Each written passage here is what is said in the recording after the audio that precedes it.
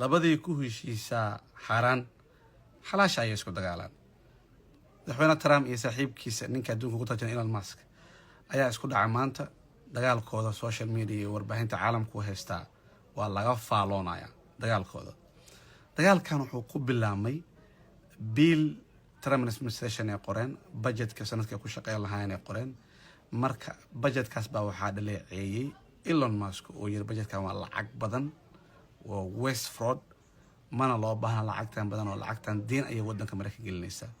marka wuxuu yiri saas daraadeed xafiiska Daajo iskaga tagay shacabweynaha Mareykanka waxaan ka codsaa inay senataradooda iyo aqalka hoose representative-kooda wacaan si biilkan loo joojiyo.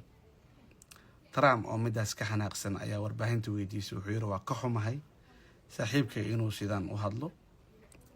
wuxuu kaloo raaciyay sababta ku kaliftay Elon Musk inuu saan u hadlo yiri waa EV mandate-ka Tesla iyo kontraktayaasha dowladda ka haystay Elon Musk ayaan joojiyay biilkan kuma darin.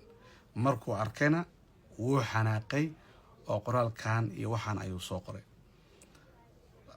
Elon Musk ka falcelinaya warkaasna wuxuu yiri Trump madaxweynaha Mareykanka ma noqdeen haddana anigu aan caawin lahayn dimuqraadiga ayaa xukunka guuleysan lahaa aqalka sare aqalka hoose iyo White House kaba. laakiin midda ugu weyn Elon Musk maanta uu yiri waxaa weeye Epstein file waxaa loo sii diin lahaa yiri Trump ayaa ku jiro.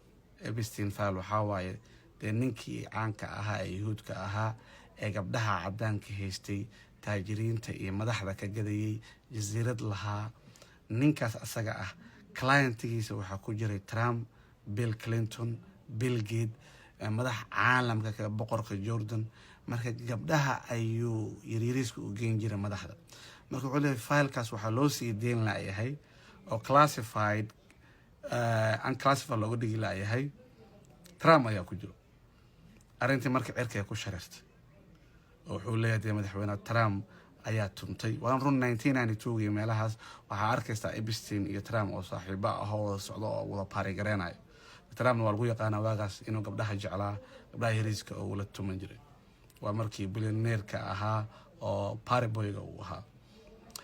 gunaanadkii Trump saaxiibkiisa la taliyaha Steve Bannon ayaa wuxuu yiri Elon Musk waa in la baaraa immigration statuskiisa wadankan waa in laga tarxiilaa. madaxweyne Trumpna waa u sheegay ayuu yiri waxaan ku yiri ninkan immigration statuskiisa fiiri. marka dagaalku waxay maraysaa meesha ugu xumeyd waxay maraysaa in la dhaho Elon Musk waa in laga tarxiilaa Mareykanka South Africa lagu celiya.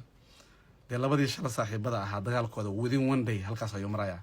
maxay kula tahay adiga labadooda dagaalkooda yaa reenaya Trump baa reenaya mise Elon Musk ayaa reen doono?